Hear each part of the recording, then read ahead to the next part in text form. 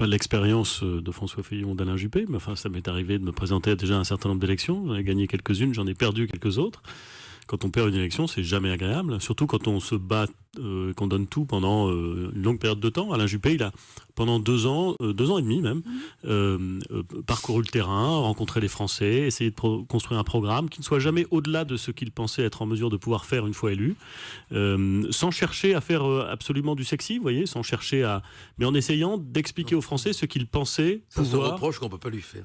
Oui, mais vous pouvez en rire. Je ne ris pas du tout. Cher Gilbert Collard. Vous pouvez en rire, mais je pense que c'est une façon de faire qui n'est pas déshonorante. Attendez, laissez-le parler. Et donc, en l'occurrence, il a fait sa campagne, et donc il doit forcément être un peu triste ce soir, et moi je partage cette tristesse, mais en même temps, c'est la vie politique. Hein, si vous voulez pas perdre, il ne faut pas faire de politique. Politiquement, justement, quand vous entendez Jean-Christophe Lagarde et Éric Ciotti qui sont déjà en train de se crêper le chignon, vous dites quoi? Ça va être dur le rassemblement? Bon, c'est toujours un exercice, hein, le rassemblement, c'est toujours un combat. Et ça a été le combat d'Alain Juppé, et c'est le combat que j'ai essayé de porter avec lui, et j'essaierai de continuer à le porter avec lui. Mais il faut bien voir que ça me fait penser à la fable de La Fontaine, les deux coqs. Vous voyez, la fable de La Fontaine, les deux coqs.